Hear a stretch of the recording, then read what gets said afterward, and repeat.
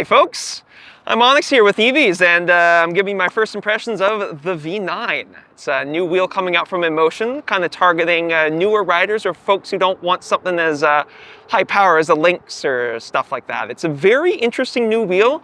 I quite like it. It's a plastic construction. Not everyone's gonna like that, but honestly, it makes it nice and light, which is a very big thing, especially for people who use their wheels as a commuter. Because I don't want to lug a big heavy metal thing around. Yes, you get the durability advantages with metal, but something like this is nice and light. You can pick it up and bring it onto the train with you, to the bus, or just up a flight of stairs. It's quite nice. On top of the plastic construction, you get a pretty decent motor. I believe it's 1,000 watts, which is not the most powerful, but it's more than you really need for commuting. You can climb pretty much any hill you throw at it. You get a top speed of 45 kilometers an hour and roughly 45 kilometers of range, which is quite nice, honestly.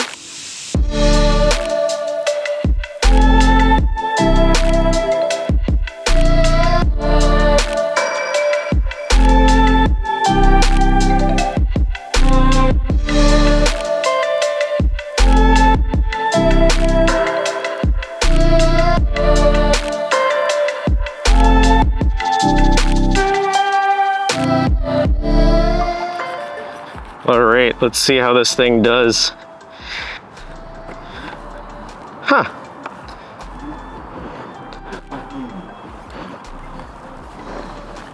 It's not bad. It's quite responsive, actually. You know, I'm not too much of a small wheel guy, but like, you know, if I was a beginner and learning on this thing, I'd probably have a lot better of a time than I did on my S18. It's just a lot more responsive to my movements. The suspension's not too bad either. It obviously hasn't been tuned or anything.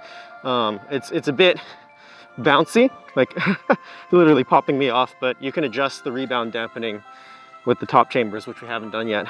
But oh yeah, it's really nice and light and maneuverable. I can definitely see this as a lot of people's first wheels. You know, I see a lot of people online trashing on the look, and yeah, it does look very briefcasey, but it's got polish. It's, you know, it's not for everybody, but it's clean, and I definitely like that. Like for a beginner or just a commuter, it really looks the part of a premium commuter product, not just some prototype that looks like it'll fall apart, even if it doesn't. And I think for the mass market and getting people into this, looks is just as important as function. And this does both exceedingly well. Yeah. And I'm sure Onyx will talk about some of the fun features in this thing. There's a lot that's coming in this package, actually. Like, all right, Onyx, tell us about some of the features. So, the V9 comes standard with a whole bunch of really interesting features. Most noticeable, of course, is the LED light bar, fully programmable from your phone. Comes with a couple of standard modes, though. You get one for following your speed, following your music, and just solid colors if you're into just something nice and simple, but still visible at nighttime. On top of that, you get stereo speakers mounted at the front. Not particularly high quality, but they're still quite good, honestly. And they're loud. That's the main thing, is you can be very easily heard, especially if you're doing a group ride and you want to blast your music using the new feature that lets you connect all your wheels together and synchronize audio. I believe it's called Ride Sync. Don't quote me on that. Yeah, it sounds shockingly good. On top of that, you get some lovely turn signals on the back. Not the most useful, but you know, turn signals are very helpful, honestly. It'll help mom and dad feel a little bit more comfortable at you buying one of these. It's safety sell. Personally, I like my turn signals to be able to turn before I turn and not during it, but to each their own. On top of that, you get the new Ride Connect box, which is a little extra module stuck in there that's got cellular connectivity as well as Bluetooth. Lets them do a whole bunch of really interesting things with the Unicycle. Only a couple of things are available or have been teased as of right now, but they do promise to be able to update it in the future with tons of extra software and features, which is really cool. The headline feature being you can track its location via the built-in GPS receiver. So you can see where it is in the event someone stole it. You can lock it down remotely because it's got cellular connectivity. Super handy if someone decides to help themselves. On top of that, you get the ability to pause and resume charging while it's sitting at home and doing nothing. So if you don't like your wheel being charged up to 100%, if you're, say, not using it for a while, you can pause it. But if your friend comes up to you and says, hey, let's go for a ride later, and your wheel's only at 50%, you just re-enable the charging in the app and it'll juice right up to full, so you're good to go by the time it's time to start the ride. What's your impressions of it as someone who's kind of I guess say an intense rider is kind of a good description of you. You're someone who demands a lot out of your wheel. I guess, yeah. Impressions as someone who this is definitely not like a wheel for anybody who demands anything out of their wheels. Let's be honest, this thing, it's only got a 1,000-watt motor. It's only got 700 watt-hours of battery. But I say only because I ride the wheels that are way past that. But for what this is designed for as a purely beginner product and just like commuter, this is perfect for that. I think when looking at a wheel specs, not just looking at the objective numbers themselves, but it's also important to consider what kind of person a wheel is meant for. And as somebody just getting into it, this is quite a big package. But yeah, a beginner isn't gonna want like a 100-kilometer range wheel. I think the 40 to 50 kilometers you get out of this thing will be enough to satisfy anybody who's starting out, and even for a while. One of the biggest surprises to me is that, like, obviously I'm riding this without pads, and it's fine. I still feel like I get enough control out of it. I'm not feeling like I'm gonna fall off the front because it responds fairly quickly. Now, like, put me on a V11 without pads, for example, and that wheel just doesn't accelerate as quickly enough initially for me to be comfortable on it without feeling like I'm gonna fall off. The V12 too, actually.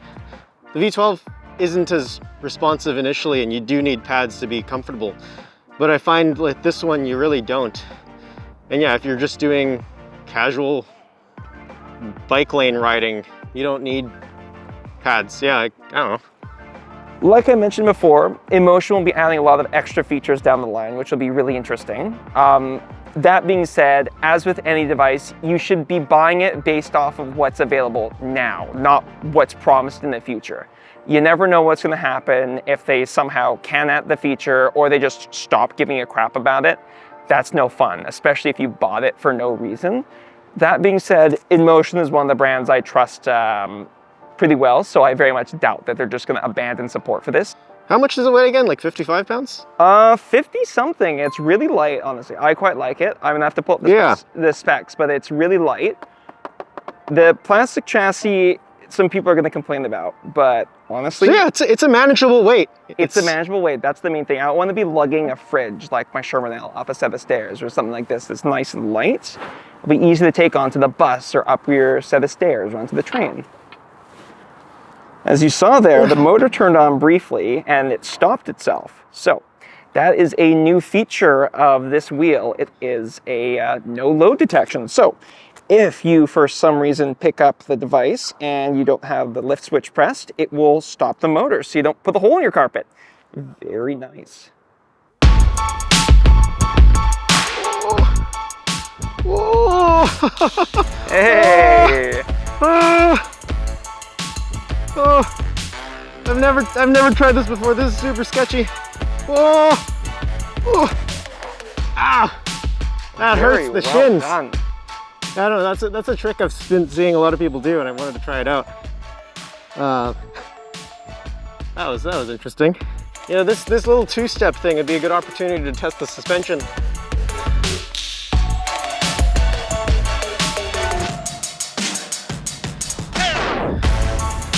Cool. It's all right. It's a bit clunky, yeah, but it's not something I'd rely to be doing like big sets of stairs or anything. It's enough to give me peace of mind that if I hit like a pothole or a bad crack in the road, I'm not going to be catapulted off. It's just smooth. It's just relaxing. It's fun in a smooth and relaxing way. And like, if you can acknowledge that you're not gonna get any crazy performance out of it, it's just a nice, chill wheel to hang out on. I think from a me standpoint, or like a performance rider standpoint, it's like, it's okay, it's a wheel, but from the standpoint of somebody getting into this hobby for the first time, it's freaking amazing. Like, I would have loved to have this as a new rider. Yeah, the Falcon's always been amazing, especially for new riders. However, I love you Bigode, but it's a Bigode wheel, so you've got some of the Okay. The Falcon though, right? I think, like, I love the performance and I love the handling and everything out of it. I feel like it can take a bit more of a beating, but purely based on ride feel, I think this is superior. The body is a bit narrower. The suspension, it's smoother. It doesn't squeak or anything like the Falcon does. And I think just the everything feels a lot smoother and a lot more refined than the Falcon. And I think that's just the difference between other brands in general. Bigode has a very raw feel that performance riders like, but I personally like the more refined feel of like Leaperkim wheels, or even this. I don't know, it's comfy. It's comfy, I like it. It makes me feel good. Would I own one? Probably not. Would I recommend this to new riders? Absolutely.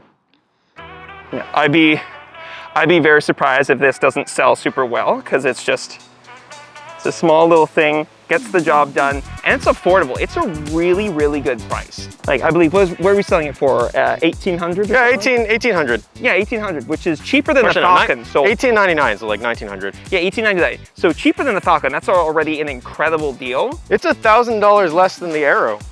Oh my God.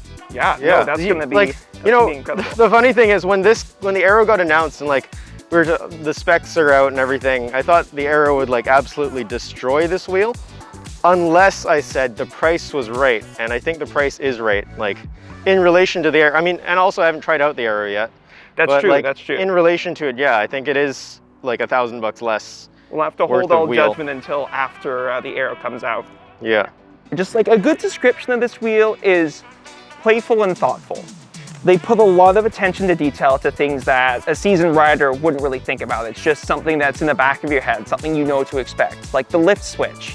You know to press that, but someone who's new to this doesn't know what the hell a lift switch is. What does that do? So the no load detection is a really lovely peace of mind thing, and it's that little bit of attention to detail that means a lot. If you forget, or if you're someone new who doesn't know what to do and doesn't know to expect that, picking it up and having it just immediately cut out is gonna be nice. You've got all the little things such as the suspension, the light frame and stuff like that. So it's easy to pick up and carry onto the bus. That's something that's perfect for new riders. No one needs an Apex to get to and from to work. Sure, it's fun, but not everyone I do.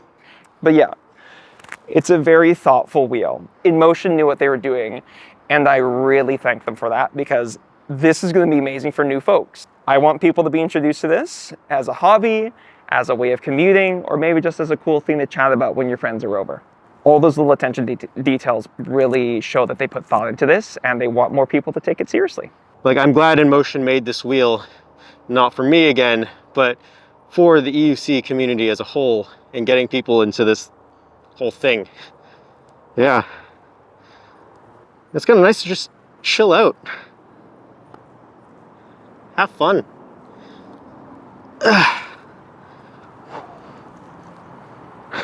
I don't know what I'm doing. I'm just messing around. You're just noodling around. This is a fun noodling wheel, I know. So yeah, thanks Albert. I think I'll be stealing this now. See ya. There he goes.